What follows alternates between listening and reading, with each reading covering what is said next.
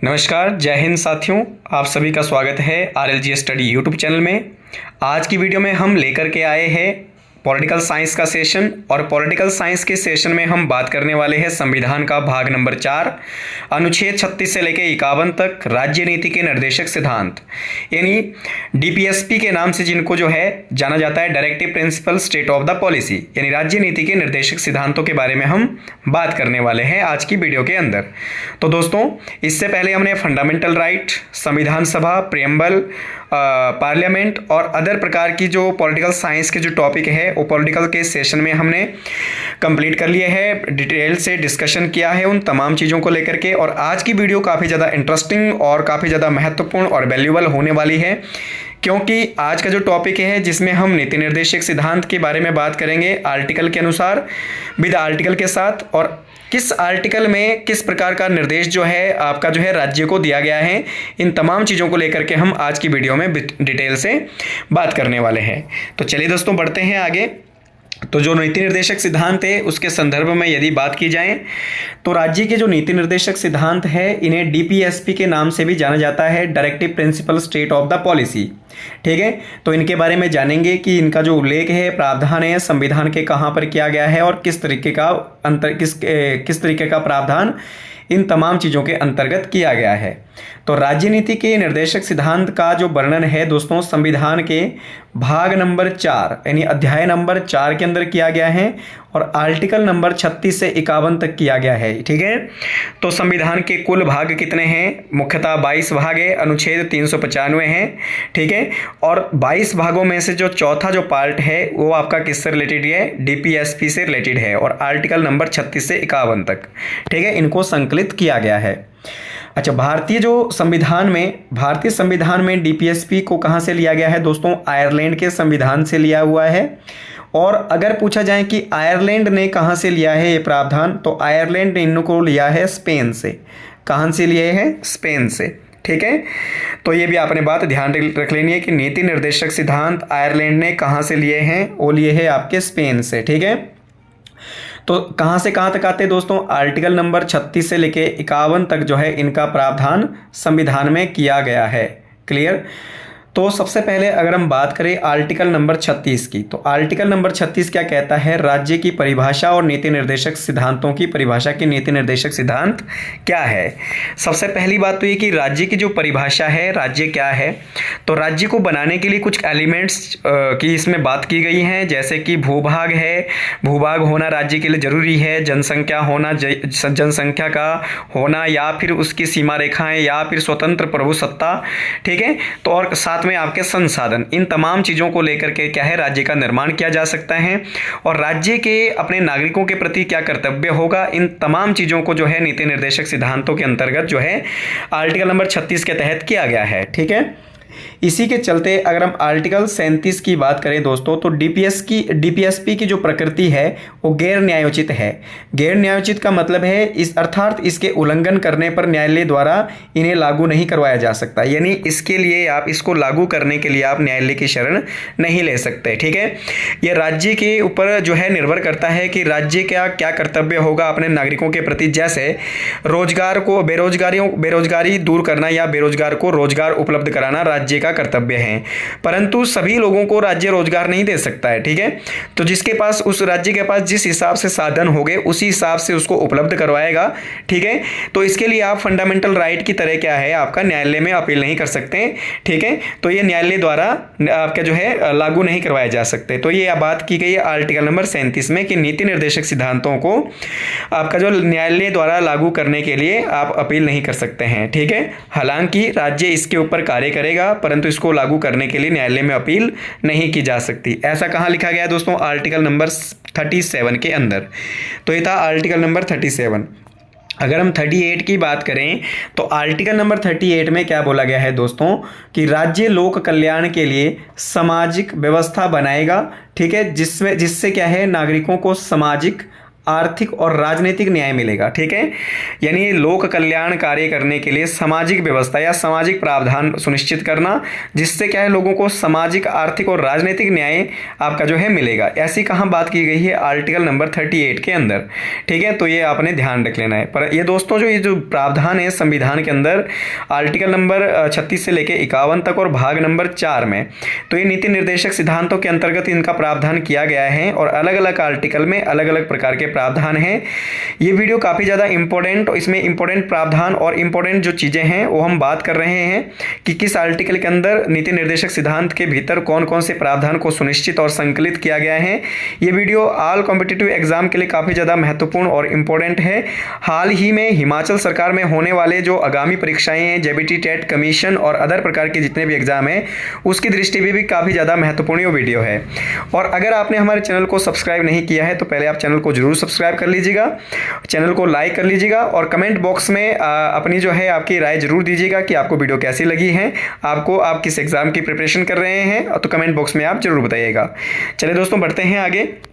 Article number 39 में क्या बोला गया है कि डीपीएसपी का जो आर्टिकल नंबर 39 है उसमें क्या बोला गया है कि राज्य द्वारा अनुसरण किए जाने वाले कार्य, राज्य कुछ कार्यों का अनुसरण करेगा। अब कौन कौन से कार्यों के अनुसार जो है कार्य करेगा राज्य?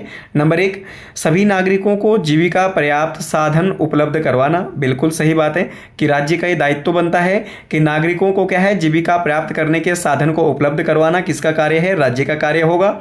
सार्वजनिक हित के लिए भौतिक साधनों का सम्मान वितरण करना। बिल्कुल सही बात है। ठीक है, सार्वजनिक क्षेत्र में सार्वजनिक हित के लिए जितने भी भौतिक साधन है, चाहे वो किसी भी प्रकार का सार्वजनिक संसाधन है, उसका समान रूप से वितरण करना। यानी किसी वो जो साधन है, भौतिक साधन है, किसी एक व्यक्ति या एक वर्ग के हाथ में ना होकर के उसका समान रूप से वितरण करना राज्य का कर्तव्य होगा। उसी के चलते अगला जो पार्ट है दोस्तों वो धन उत्पादन और आपका जो है संसाधनों का संकेंद्रण को रोकना। यानी धन का उत्पादन, धन का साथ साथ जो है धन का वितरण करना, सार्वजनिक रूप से धन का समान रूप से वितरण करना और धन और संसाधनों के संकेंद्रण को रोकना। संकेंद्रण का मतलब है कि धन और आपका जो संसाधन है राज्य के, सरकार के, सरकारी जो साधन और संसाधन है वो किसी एक व्यक्ति के हाथ में ना होकर के उसके ऊपर सभी व्यक्तियों का समान रूप से क्या होना चाहिए? अधिकार होना चाहिए। ठीक है, ऐसा नहीं है कि व्यक्ति जो है किसी एक व्यक्ति या किसी एक व्यक्ति वर्ग समूह को क्या है इन तमाम संसाधनों को सौंपा जाए, उसके ऊपर किसी एक व्यक्ति या एक वर्ग का अधिकार हो, बल्कि वो सभी रूप से अभी वो जो है समान रूप से सभी को जो है उपलब्ध करवाए जाने चाहिए किसके? राज्य के द्वारा। ठीक है, और साथ में बोला गया और डी में कि सम्मान कार्य के लिए सम्मान वेतन सुनिश्चित करना। तो ये भी आपने ध्यान रख लेना कि इस राज्य का ये कर्तव्य दायित्व बनता है कि राज्य के नागरिकों के द्वारा सम्मान कार्य करने पर उन्हें सम्मान वेतन को सुनिश्चित किया जाना चाहिए, चाहे वो महिला है चाहे वो पुरुष है। यदि वो सम्मान कार्य कर रहे हैं तो उनको वेतन भी बिल्कुल सम्मान मिलना चाहिए। ठीक है, सम्मान रूप से मिलना चाहिए। ठीक है, उन्हें स्त्री और पुरुष का भेदभाव ना करके सेम कार्य पर जो है सेम वेतन का सुनिश्चित प्रावधान जो है आर्टिकल 39 के डी में लिखा गया है। तो ये हमने बात किया कि राज्य द्वारा कुछ अनुसरण किए जाने वाले कार्य कौन कौन से हैं। ये आपकी जीविका पर्याप्त साधन उपलब्ध करवाना है, भौतिक साधनों का सम्मान वितरण और धन के उत्पादन और संसाधन के संकेंद्रण को रोकना और सम्मान कार्य करने पर सम्मान वेतन को सुनिश्चित करना। आर्टिकल नंबर 39 के अलग अलग आर्टिकल 39 का ए, बी, सी एंड डी के अंदर संकलित ये प्रावधान किए गए हैं। इसी के साथ अगर हम आगे बात करें आर्टिकल नंबर 40 की, तो आर्टिकल नंबर 40 में क्या बताया गया है दोस्तों कि ग्राम पंचायतों का गठन करना, कि राज्य जो सरकार है अपने स्थानीय क्षेत्रों में ग्राम पंचायत या स्थानीय स्वशासन को गठित करेगा ताकि शासन की प्रत्येक जो क्षेत्र में आम जनता भी पार्टिसिपेट कर सके। ठीक है, और उनको जो है शासन और प्रशासन में जनता की भी पूर्ण रूप से भागीदारी हो। ठीक है, और ग्रामीण क्षेत्रों और शहरी जो क्षेत्र है उनका जो है काफ़ी अच्छे सुनियोजित ढंग से जो है उनको विकसित किया जा सके। इसीलिए प्रत्येक राज्य से अपील की जाती है कि प्रत्येक राज्य अपने स्थानीय क्षेत्रों पर क्या है आर्टिकल नंबर 40 के अनुसार ग्राम पंचायतों का गठन करेगी। ठीक है, तो ये भी आपने बात ध्यान रख लेना है दोस्तों। ग्राम पंचायतों का गठन करने की जो बात है आर्टिकल नंबर 40 में की गई है और इसको जो है संविधान की अनुसूची नंबर जो है आपका 11 में सुनिश्चित किया गया है। ठीक है, तो ये भी आपने बात ध्यान रख लेना है।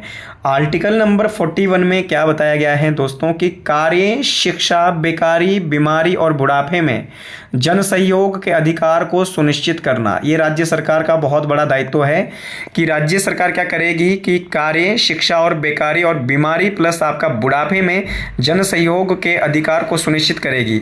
इन प्रकार की स्थितियों में जैसे बुढ़ापा पेंशन योजना है या फिर स्वास्थ्य से संबंधित निःशुल्क सुविधाएं हैं, बेकारी की समस्याएं, अकाल की स्थिति में राज्य नागरिकों की सुरक्षा और सहयोग करेगी। कार्य और शिक्षा को लेकर को भी क्या है आपका जो है महत्वपूर्ण जो है अपना जो है ध्यान आपका इन चीज़ों के ऊपर देगी। ये राज्य सरकार का दायित्व बनता है कि राज्य सरकार इस संदर्भ में महत्वपूर्ण कार्य और आपका जो है महत्वपूर्ण जो प्रावधान है वो सुनिश्चित करेगी ताकि लोगों को, नागरिकों को, राज्य के अंदर रहने वाले नागरिकों को, प्रत्येक व्यक्ति या प्रत्येक जो आपका जो है नागरिक को इस प्रकार की समस्याओं का सामना ना करना पड़े। तो ये जो प्रावधान है आर्टिकल नंबर 41 में सुनिश्चित किया गया है।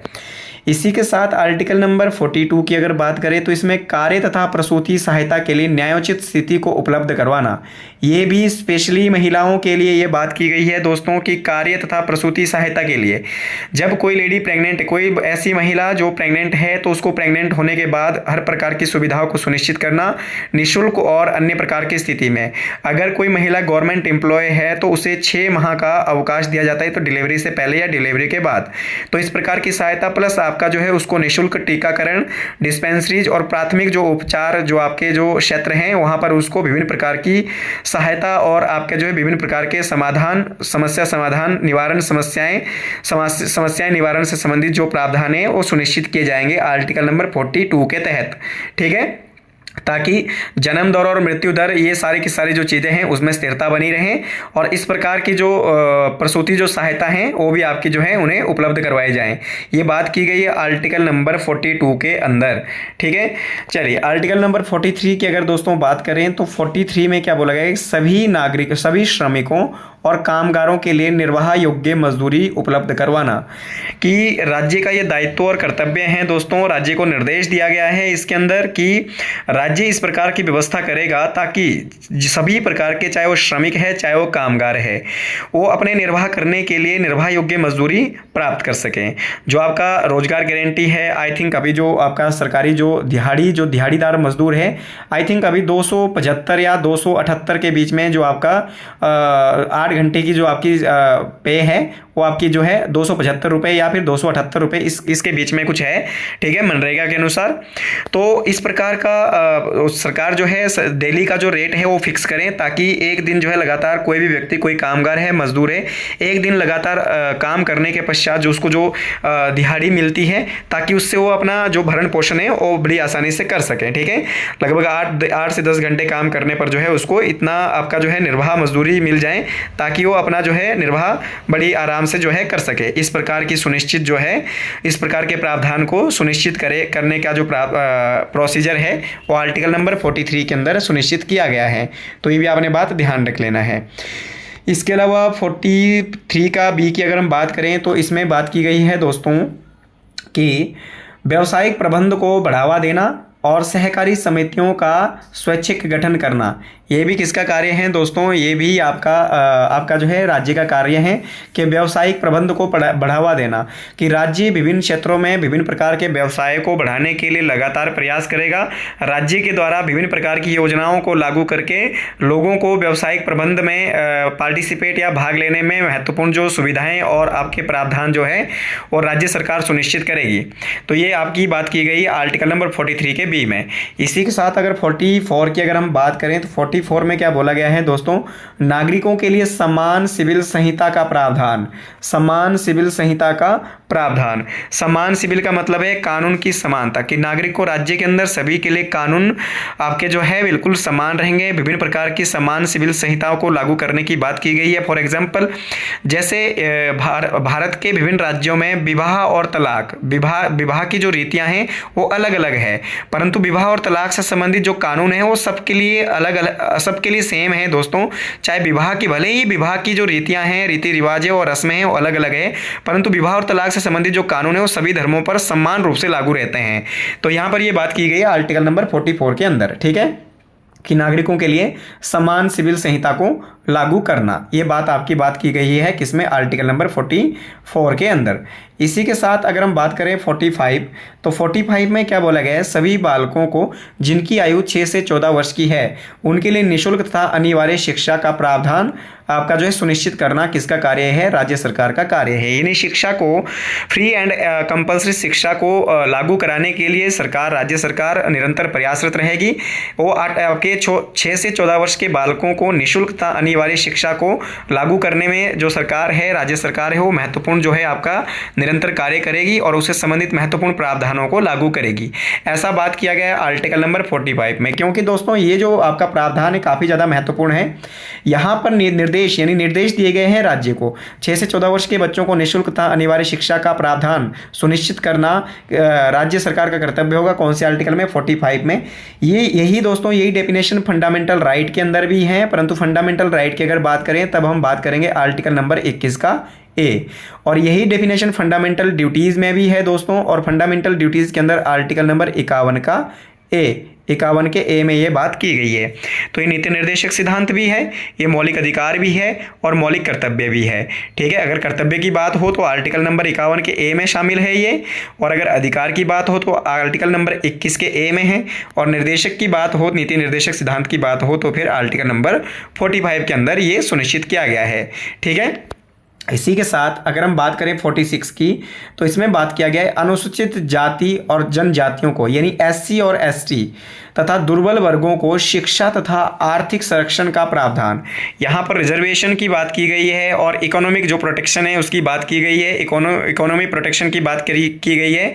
SC ST और दुर्बल यानी गरीब और पिछड़े लोगों को शिक्षा तथा आर्थिक सुविधा और आर्थिक समस्याओं से गुजरने वाले जो लोग हैं, जो लगातार जो है दुर्बल और पिछड़े वर्ग से आते हैं, उनको जो है राज्य सरकार शिक्षा के क्षेत्र में और आर्थिक संरक्षण प्रदान करेगी। ठीक है, चाहे वो SC का है, चाहे वो ST का है, चाहे वो दुर्बल गरीब आपका जो है कामगार मजदूर व्यक्ति है, उनको जो है शिक्षा के क्षेत्र में लगातार जो है आपका उनको शिक्षा के क्षेत्र में उनके व्यवसाय को वृद्धि करना या फिर शिक्षा के क्षेत्र में उनकी जो है उनको डेवलपमेंट करना सरकार का निरंतर जो है प्रयास रहेगा।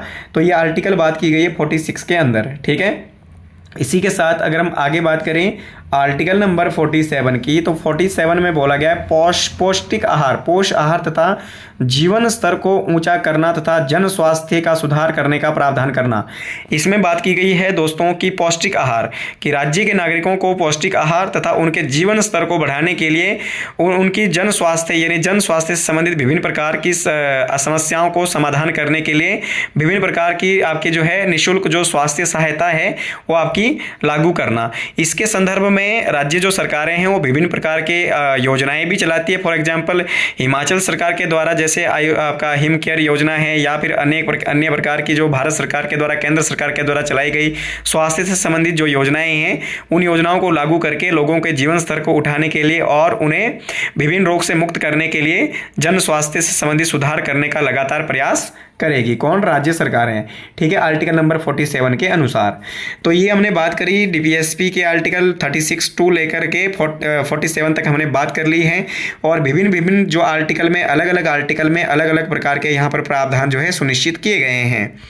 चलिए दोस्तों बढ़ते हैं आगे। 48 की अगर हम बात करें तो 48 में क्या बोला गया है कि कृषि पशुपालन को आधुनिक और वैज्ञानिक ढंग से करना। कृषि और पशुपालन प्लस आपका जो है किस तरीके से, मॉडरेट तरीके से और साइंटिफिक तरीके से करना। ये जो आपकी जो प्रशिक्षण है, अलग अलग जो प्रशिक्षण जो केंद्र हैं कृषि और पशुपालन से संबंधित, वो अलग अलग राज्यों के द्वारा, अलग अलग राज्य सरकार के द्वारा अलग अलग ढंग से जो है किसानों और मजदूरों को और पशुपालकों को क्या है कृषि करना और पशुपालन को जो है विभिन्न प्रकार के पोल्ट्री फार्म है या पशुपालन है या किसी प्रकार के भी फार्म है उसको जो है विशेष ढंग से प्रशिक्षित करना वो राज्य सरकार का दायित्व रहेगा, ताकि उत्पादन में विभिन्न प्रकार की फसलों में, कृषि में या विभिन्न प्रकार के उद्योग, हस्त उद्योग, लघु उद्योग और पशुपालन में क्या है लगातार जो है वो वृद्धि की जा सके। उसे आधुनिक और वैज्ञानिक तरीके से करने का जो प्रशिक्षण है वो विभिन्न राज्य सरकारों के द्वारा विभिन्न योजनाओं के माध्यम से दिया जाएगा। तो ये बात की गई है आर्टिकल नंबर 48 के अंडर। ठीक है, आर्टिकल नंबर 48 के ए की अगर हम बात करें तो पर्यावरण संरक्षण तथा वन्य जीवों की रक्षा करना इज वेरी इंपॉर्टेंट। ये आपका फंडामेंटल ड्यूटीज़ भी है दोस्तों, क्योंकि पर्यावरण को प्रोटेक्ट करके रखना और वन्य जीवों की रक्षा करना, ठीक है, खासकर गाय हत्या पर प्रतिबंध, ये आपकी बात की गई डीपीएसपी के अंदर, गो हत्या पर प्रतिबंध है। हालांकि सभी जीव जंतुओं को ना मारना या फिर विभिन्न प्रकार के जीव जंतु को सुरक्षित और वनस्पति को लगातार जो है प्रोटेक्ट करके रखना, पर्यावरण का ह्रास नहीं करना, पर्यावरण के जितने भी साधन और संसाधन है उनको लगातार जो है उनको क्या है आपका बचाए रखना, ठीक है, और अपने आसपास के वातावरण को बिल्कुल स्वस्थ बनाए रखना, ये हमारा मौलिक कर्तव्य भी है। और राज्य का भी नीति निर्देशक सिद्धांत है कि राज्य भी इस संदर्भ में महत्वपूर्ण प्रयास करें, ठीक है, राज्य सरकार भी इस संदर्भ में महत्वपूर्ण प्रयास करें, ठीक है, और प्रत्येक व्यक्ति का ये कर्तव्य भी है दोस्तों। चलिए आर्टिकल नंबर 49 की अगर बात करें तो राष्ट्रीय महत्व के स्मारक स्थानों तथा वस्तुओं का संरक्षण करना। जितने भी हमारे राष्ट्रीय महत्व की स्मारकें हैं, फॉर एग्जांपल जैसे आगरा का ताजमहल है, दिल्ली का लाल किला है, या फिर कुतुब मीनार है, या फिर आपके अदर प्रकार के जितने भी प्राचीन स्मारकें हैं, या फिर सार्वजनिक जो आपके जो है स्थान है, गवर्नमेंट जो आपके एजुकेशनल या फिर अदर प्रकार के संस्थान हैं, उनको किसी प्रकार की कोई हानि नहीं पहुंचाना तथा राष्ट्रीय स्थानों और स्मारकों तथा वस्तुओं को प्रोटेक्ट करके रखना, ठीक है, उन्हें किसी प्रकार से कोई हानि ना पहुंचाना, उन्हें क्या है अपनी संपत्ति समझ के, देश की संपत्ति को समझ करके लगातार उनको जो है आपका जो है ह्रास ना करने का जो है प्रावधान इसमें बात की गई है, ठीक है, कि इस संदर्भ में सरकार भी प्रयास करेगी, गवर्नमेंट भी प्रयास करेगी और प्रत्येक व्यक्ति का भी ये कर्तव्य रहता है। आर्टिकल नंबर 50 की अगर बात करें तो कार्यपालिका को न्यायपालिका से पृथक करना is very very important point दोस्तों, कि कार्यपालिका को न्यायपालिका से पृथक करने की बात आर्टिकल नंबर 50 के अंदर की गई है कि कहीं पर भी कार्यपालिका और न्यायपालिका की शक्तियाँ एक साथ ना हो, ठीक है, ऐसा इसलिए किया गया है कि क्योंकि कार्यपालिका यानी विधायिका का जो आपका दबाव है वो न्यायपालिका के ऊपर ना हो, ठीक है, अगर कार्यपालिका का दबाव न्यायपालिका के ऊपर होता है तो ऐसी स्थिति में न्यायपालिका अपने निर्णयों को देने में स्वतंत्रता पूर्वक जो है अपने डिसीजन सुनाने में असमर्थ रह जाएगी। हालांकि यहाँ पर तो ये बात की जाती है कि कार्यपालिका को न्यायपालिका से अलग करने का मुख्य उद्देश्य ये भी है कि अगर न्यायपालिका स्वतंत्र नहीं है तो ऐसी स्थिति में फिर न्यायालय जो आपका हाई कोर्ट और सुप्रीम कोर्ट है उनके ऊपर किसी प्रकार की जो है आपका किसी प्रकार से लोगों का विश्वास जो है वो आपका नहीं रहता है, क्योंकि अगर सरकार का दबाव न्यायपालिका के ऊपर रहता है तो न्यायपालिका अपने कार्य को करने में पूर्णतया स्वतंत्र नहीं होगी। इसीलिए कार्यपालिका के कार्यक्षेत्र से आपका जो है न्यायपालिका के कार्यक्षेत्र को अलग करने की यहाँ पर बात की गई है कि सरकार का किसी प्रकार का दबाव न्यायपालिका के ऊपर ना हो। हालांकि उल्टा न्यायपालिका का जो दबाव है वो सरकार के ऊपर रहना चाहिए, ठीक है, ताकि सरकार अपनी मनमर्जी से या फिर अपनी स्वेच्छा से किसी प्रकार के कानून नियमों को आपका जो है लागू यहाँ पर करने में थोड़ा आपका जो है किसी प्रकार के कानून नियमों को लागू करने में किसी प्रकार की कोई ढील ना बरतें, ठीक है। चलिए इसी प्रकार से अगर हम आगे बात करें आर्टिकल नंबर 51 यानी लास्ट आर्टिकल है डीपीएसपी का, उसमें बात की गई अंतर्राष्ट्रीय शांति और सुरक्षा तथा विदेशी विवादों का निपटारा करना। तो इसमें ये भी बात की गई है चाहे वो राज्य सरकार है, चाहे वो भारत सरकार है, चाहे वो केंद्र सरकार है, उसका मुख्य उद्देश्य क्या रहेगा कि अंतर्राष्ट्रीय शांति और व्यवस्था को बनाए रखना तथा विदेशी विवादों का निपटारा करना। हो सके तो विदेशी विवादों को के मध्यस्थ रहकर क्या है उन दोनों देशों के बीच में विवादों को निपटारा करना, ठीक है। और इसी अनुच्छेद के तहत भारत जो है वो यूएनओ का सदस्य भी बना है दोस्तों, ठीक है, क्योंकि यूएनओ का मतलब ही क्या है दोस्तों कि विश्व के देशों में शांति और व्यवस्था को बनाए रखना, शांति व्यवस्था को बनाए रखना इसको यूएनओ का मुख्य उद्देश्य है। तो इसी अनुच्छेद के तहत जो है भारत ने यूएनओ की जो है सदस्यता वो ग्रहण कर ली थी। चलिए तो ये था आपका आर्टिकल नंबर 36 से लेके 51 तक डीपीएसपी के सिद्धांत, राज्य नीति के निर्देशक सिद्धांत। आई होप आपको वीडियो पसंद आई होगी, और अगर आपको वीडियो पसंद आई है तो चैनल को लाइक कर लीजिएगा, सब्सक्राइब कर लीजिएगा और वीडियो को ज़्यादा से ज़्यादा जो है शेयर कर लीजिएगा। चलिए दोस्तों, इसके अलावा अगर हम आगे बात करें तो हमारे जो नीति निर्देशक सिद्धांत है यानी भाग नंबर जो आपका 4 है, तो जितने भी हमारे नीति निर्देशक सिद्धांत हैं उनको हम 3 कैटेगरीज में डिवाइड करते हैं, समाजवादी, गांधीवादी और उदारवादी, ठीक है। कौन से समाजवादी है, ठीक है, और कौन से गांधीवादी सिद्धांत हैं और कौन से जो है उदारवादी सिद्धांत है। तो गांधीवादी सिद्धांत की अगर बात करें हम तो गांधी किस प्रकार के राज्य की कल्पना करते थे, तो इसमें कौन कौन से थ्योरी कौन कौन सी आर्टिकल आ जाएगा, जैसे 40। अब 40 में हमने क्या बात किया था दोस्तों पीछे की ग्राम पंचायतों का गठन करना, ठीक है। तो महात्मा गांधी राम राज्य की कल्पना करते थे।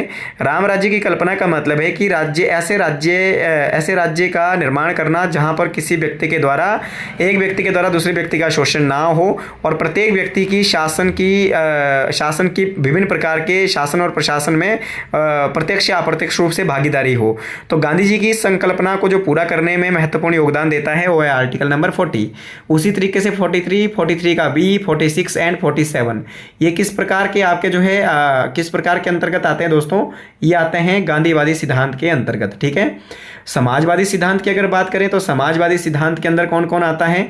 जैसे आर्टिकल नंबर 38, आर्टिकल नंबर 38 हो गया आपका, 39 हो गया, 39 का ए हो गया, 41 हो गया, 42, 43, 43 का ए, ये सारे के सारे प्रावधान किसके अंतर्गत आते हैं दोस्तों? ये आते हैं समाजवादी प्रावधान के अंतर्गत। ठीक है, किसके अंदर आते हैं? समाजवादी प्रावधान के अंतर्गत। ठीक है, कि किस प्रकार की समानता वाले जो राज्य हैं, किस प्रकार की समानता की व्यवस्था राज्य सरकार के द्वारा राज्यों के अंदर की जाएगी। इसी तरीके से उदारवादी की अगर बात करें, यथार्थवाद की अगर बात करें, आर्टिकल नंबर 44, 45, 48 का ए, 49, 50 और 51। ठीक है, तो ये यथार्थवाद या उदारवादी जो राज्य की कल्पना जो है, संकल्पना को पूरा करते हैं ये वाले अनुच्छेद, इसीलिए इनको किस में रखा गया है? उदारवादी सिद्धांत के अंतर्गत रखा गया है। कईयों बार दोस्तों यहाँ से प्रश्न आ जाता है कि इनमें से कौन सा उदारवादी है, कौन सा समाजवादी है और कौन सा गांधीवादी है। तो ये आपने ध्यान रख लेना है, काफ़ी ज़्यादा ये पूछे जाते हैं, क्योंकि काफ़ी ज़्यादा एग्जाम की दृष्टि से काफ़ी ज़्यादा महत्वपूर्ण ये आपके जो है सिद्धांत हैं, गांधीवादी, समाजवादी और उदारवादी। इनमें से कौन सा आर्टिकल गांधीवादी के अंतर्गत आता है, कौन सा समाजवादी के अंतर्गत आता है और कौन सा उदारवादी के अंतर्गत आता है, तो ये भी आपने बात ध्यान रख लेना है। इसके अलावा अगर हम निष्कर्ष की बात करें राज्य नीति के निर्देशक सिद्धांतों की, यहाँ पर हम बात करें इसके कंक्लूजन की, तो सबसे पहले जो राज्य नीति के निर्देशक सिद्धांत है इसका मुख्य उद्देश्य क्या है दोस्तों? भारत में आर्थिक और सामाजिक लोकतंत्र की स्थापना करना। भारत में आर्थिक रूप से और सामाजिक रूप से लोकतंत्र की स्थापना करना राज्य नीति के निर्देशक सिद्धांतों का मुख्य आपका दायित्व है, ताकि विभिन्न प्रकार के जो जनसाधारण लोग हैं, आम आदमी जो है, वो शासन और प्रशासन में प्रत्यक्ष या अप्रत्यक्ष रूप से भागीदारी जिसकी हो, तो इस प्रकार की व्यवस्था करना राज्य नीति निर्देशक सिद्धांत का महत्वपूर्ण जो दायित्व है।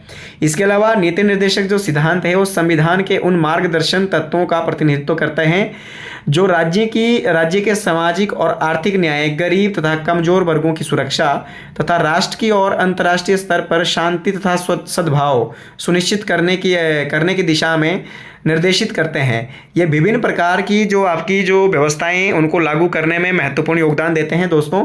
ठीक है, ये जो नीति निर्देशक सिद्धांत है, सिद्धांत जो है समाजवादी, उदारवादी और गांधीवादी दृष्टिकोण का प्रतिबिंब है, ये भी आपने ध्यान रख लेना। और राज्य नीति के निर्माण के लिए ये आधार प्रदान करते हैं कि प्रत्येक राज्य की जो नीति है, प्रत्येक देश की जो हमारी जो विदेश नीति है या राज्य की जो अपनी पॉलिसियां होती है उसको निर्मित करने में ये जो है मुख्य आधार प्रदान करती है। कौन? राज्य नीति के निर्देशक सिद्धांत। समाज के अंदर जो है निःशुल्क न्याय या फिर गरीब और कमजोर जो वर्ग हैं उनकी सुरक्षा, राष्ट्रीय सुरक्षा, अंतर्राष्ट्रीय शांति, अंतर्राष्ट्रीय स्तर पर शांति सद्भावना को सुनिश्चित करना, या फिर आपका जो है समाजवादी, उदारवादी और गांधीवादी दृष्टिकोण को लगातार बनाए रखना, ये इसका मुख्य उद्देश्य है। परंतु ध्यान रखें दोस्तों, ये जो है इनको लागू करने के लिए न्यायालय की शरण में आप नहीं जा सकते, न्यायालय द्वारा इन्हें लागू नहीं करवाया जा सकता। तो ये था किसके बारे में? नीति निर्देशक सिद्धांत के बारे में, जिनकी हमने बात की है दोस्तों आर्टिकल नंबर 36 से लेके 51 तक। आर्टिकल नंबर 36 से लेके 51 तक तो अलग अलग आर्टिकल्स में अलग अलग जो है प्रावधान नीति निर्देशक सिद्धांत के अंतर्गत किए गए हैं। फॉर एग्जांपल जैसे किसी प्रकार का आपका जो है प्रावधान आपसे पूछा जा सकता है कि आपका जो है ग्राम पंचायतों का गठन कौन से आर्टिकल में किया गया है, तो आर्टिकल नंबर 40 में आप कह देंगे। ठीक है, उसी तरीके से आपका जो है निर्वाह योग्य मजदूरी की बात कहाँ पर की गई है? आर्टिकल नंबर 43 में की गई है। उसी तरीके से आपका जो है निःशुल्क और अनिवार्य शिक्षा का प्रावधान आर्टिकल नंबर 45 में बात की गई है। समान सिविल नागरिक संहिता की बात आर्टिकल नंबर 44 में की गई है। उसी तरीके से अगर हम यहाँ पर पर्यावरण संरक्षण और वन्य जीवों की रक्षा या गाय हत्या पर प्रतिबंध लगाया गया है आर्टिकल नंबर 48 के ए में लगाया गया है। ठीक है, कार्यपालिका से न्यायपालिका को पृथक करने की बात कौन से आर्टिकल में की गई है? आर्टिकल नंबर 50 के अंदर जो है की गई है। हालांकि दोस्तों हमने भारतीय संविधान के महत्वपूर्ण जो आर्टिकल्स हैं उनके बारे में पॉलिटिकल साइंस के सेक्शन में बिल्कुल डिटेल से विस्तार पूर्वक जो है डिस्कशन किया है। अगर आप चाहे तो पॉलिटिकल के प्लेलिस्ट में जाकर के पॉलिटिकल साइंस के सेक्शन को अलग अलग टॉपिक की अलग अलग वीडियो हमने इसमें उसके ऊपर जो है चर्चा की है, चाहे वो संविधान सभा के बारे में हो, चाहे वो प्रेम्बल के बारे में हो, चाहे वो फंडामेंटल राइट के बारे में हो, ड्यूटीज़ के बारे में हो, या फिर पार्लियामेंट, लोकसभा, राज्यसभा, राष्ट्रपति, इन तमाम चीज़ों को लेकर के जो है हमने डिस्कशन किया है, किसमें जो है आपकी जो तमाम जो आपकी पॉलिटिकल साइंस का जो सेशन है उसके अंदर हमने लगातार बात की है। तो जल्दी ही दोस्तों मिलते हैं अगली वीडियो में, और इसी के साथ वीडियो देखने के लिए आप सभी का बहुत बहुत धन्यवाद, और इसी के साथ जय हिंद, जय भारत और जय हिमाचल।